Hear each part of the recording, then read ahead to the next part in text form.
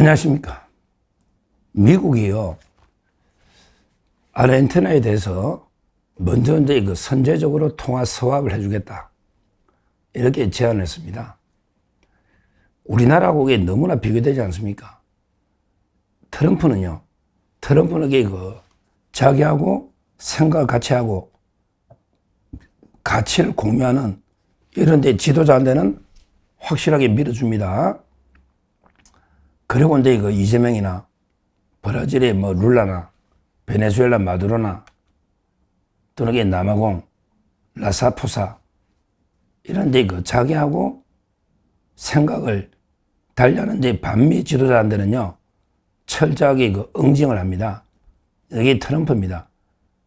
그러니까 트럼프가 이제 미치광이 광인 이야기도 듣고 또라이 이야기도 듣고 장사꾼 별의별 비판도 많이 받지만 그래도 이게 대통령 2번 하고 하는 게 이런 거는 있는 거예요. 자기한테 확실하게 은혜는 갚는다 이거죠. 그 다음에 원수도 반드시 응징한다. 이게 트럼프의 철학입니다. 그러니까 한국의 이재명이는 트럼프한테 철저하게 찍힌 이런 데 친중 반미주의자입니다. 그러니까 이제 인정사정 없이 때려패는 거죠. 이재명이한테는 피도 눈물도 없이 인정사정 없이 무조건 이게 최대한의 요구를 하고 안 하면 이게 강경하게 대응을 합니다.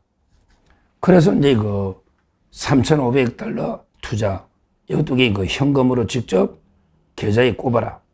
그것도 이게 3년 이내에 꼽아라. 그러니까 이제 우리가 이재명이나 김민석이도 그랬죠. 이자들이 사기를 친 거예요. 원래요, 협상할 때, 이래서 협상할 때, 우리나라 외환 보유고가 4천억 달러인데, 1년에 동원할 수 있는 게 1년에 한 200~300억 달러밖에 안 됩니다. 그러니까 현금으로 처음부터 3년 이내에 2천억 달러가 말도 안 됩니다. 억지로 하려면 통화사업 좀 해주면, 통화사업 해주면 우리가 한번 해볼게요. 이런 식으로 협상을 시작해서 다 끝나고 나서 딱 사인하고 이제 만나서 악수하고 발표하고 이게 맞잖아요. 근데 항상 사기꾼들, 사기가 이게 습관화된 놈들은요, 일단은 그냥 3,500불 투자할게. 에이, 나중에 어떻게 되겠지. 이렇게 발표부터 해놨고요. 나중에 터집 잡아서 약속을 안 지키는 파토내는 이런 게 사기꾼들의 전형적인 특성인데 그게 이재명이나 김민석이나 똑같은 짓을 하고 있는 거예요. 그러니까 이제 이재명이가 며칠 전에 통화 사업 안 해주면 IMF 난다. 이런 식으로 말도 안 되는 주장하고 오늘 김민석이는요, 이재명이가 미국 가 있는데 총리가요, 미국의 뒤통수를 제대로 치버리는 이런 경우 드물거든요. 대통령이 외국 나와 있는데 총리가요, 협상 중인 나라 공개하는 거 이거는 처음 봅니다. 오늘 김민석이가 비자 문제 해결 안 되고 통화 사업이 안 되면 미국에 투자 3,500억 어렵다. 파토다. 이런 데 말도 안 되는 짓을 하고 있는 겁니다. 근데 이거하고 비교해서요, 우리나라는 이게 통화 사업이 안 된다 그랬잖아요. 기축통화국도 아니고 안 하죠. 우리나라 지금 오늘 환율이 1,400원이 무너졌거든요. 우리나라하고는 안 하죠. 그런데 아르헨티나하고는 트럼프 대통령이 아주 좋아합니다. 브라질의 보우소나루, 그 다음에 아르헨티나의 밀레이 대통령, 밀레이. 아주 트럼프 대통령이 동지로 생각합니다. 한국의 윤석열, 그 다음에 보우소나루, 그 다음에 아르헨티나의 밀레이 정권. 그래가지고요, 그냥 아르헨티나를 완전히 다 퍼줍니다. 미국이 이런 것도 있는 거예요. 미국이 무조건 남의 나라 강탈하는 게 아니에요. 이재명이 같은 놈 길들인다고 하는 거죠. 무조건 이게 강탈하는 게 아니에요. 영국에는 투자도 많이 합니다. 영국의 키어스타머 수상하고도 이게 사이 좋아요. 투자 많이 합니다. 그래서 이제 트럼프가 베센터 재무부장관 있잖아요. 베센터 통해서 이제 아르헨티나는 미국의 동맹이다. 가능한 한 모든 구제 옵션을 검토해서 지원해 주겠다. 이래가지고요, 아르헨티나하고 먼저 통화 사업을 하자. 미국이 먼저 손을 내미는 거예요. 우리나라하고 비교해 보십시오. 아르헨티나의 그 밀레이 대통령 구하기에 나서서 미국이 먼저 통화 사업을 하겠다. 그러고 이제 또 이런 것도 있어요. 아르헨티나의 국채 달러로 표시된 아르헨티나의 국채를 매입하겠다. 이것도 계획하고요. 수단 방법을 안 가리고 모든 게 그 방법을 동원해서 아르헨티나를 도와주겠다. 그러니까 이제 통화 사업도 하고 또 아르헨티나의 통화 매입도 하고 그다음에 그 재무부의 환율 안정기금을 가지고 달러 표시 국채도 매입하고 이런 식으로 그 전폭적으로 지원해 주겠다. 이런 데 그 발표를 한 겁니다. 이거하고 비교해 보십시오. 그러면 이제 그 아르헨티나가 어떤 나라냐, 이거 다 아시겠지만 옛날에 그 엄마 찾아 산말리라는 제 어릴 때 참 그 만화 영화 재밌게 좀 감동적으로 봤거든요. 엄마 찾아 산말리. 이게요, 이탈리아에서 아르헨티나로 가는 겁니다. 그때 그 아르헨티나가 워낙 부자 나라에서요.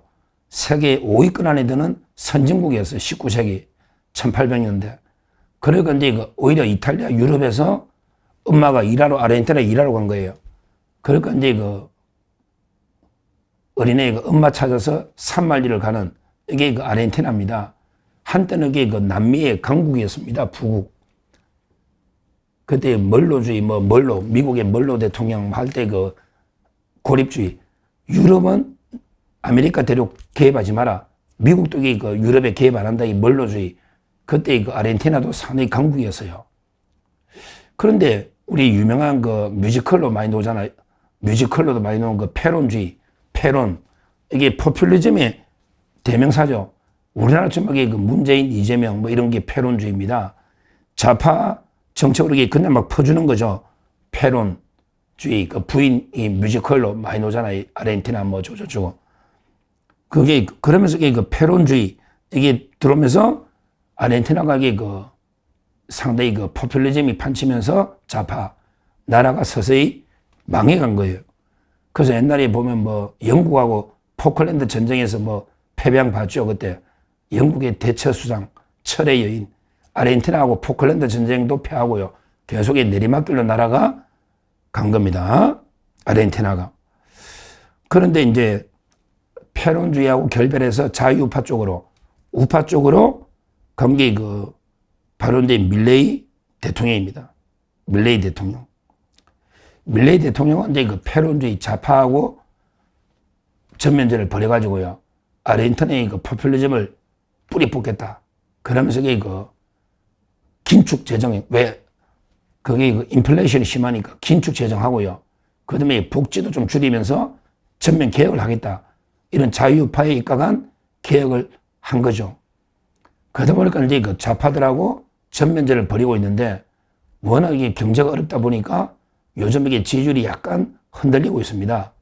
그래서 이제 최근에 선거에서 좀 좌파연합, 페론주의 패배하고 이러다 보니까 이제 휘청하니까 트럼프 대통령이 밀레이 대통령 구하기에 나선 겁니다.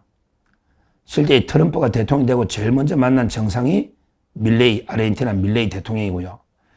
그때 일론 머스크하고 그때 미국 보수주의자 모임할 때 기억나잖아요.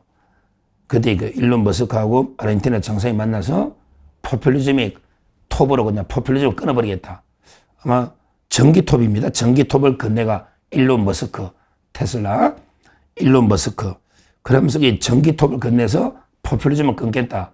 이런 이제 퍼포먼스도 하고요. 하여튼 이 트럼프 대통령과 최측근입니다.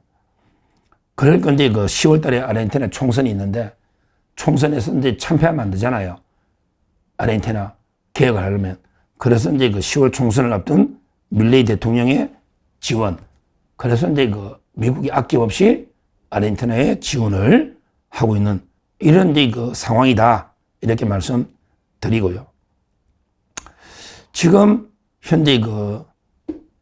현재 아르헨티나가 이제 지방선거에서 그러니까 밀레이 정권이 지방선거에서 져가지고 10월 총선이 중요하니까 지원해 주는 거고 거기에도 이제 또 여러 이제 정치적 혼란이 많이 있습니다. 아르헨티나가. 이걸 보고요. 자, 왜 아르헨티나 이야기를 하느냐? 이걸 보고 이게 미국의 정책을 알 수가 있거든요. 이재명이가 그렇게 통화 사업을 하자고 우리나라가 아르헨티나보다 신중도가 낮은 건 아니잖아요. 근데 왜 아르헨티나는 선제적으로 통화 사업을 하고 우리나라는 이게 왜 안 하느냐? 바로 이제 이재명과 밀레이 대통령의 차이다. 지도자나 차에 따라서 미국의 지원이 달라지는 겁니다.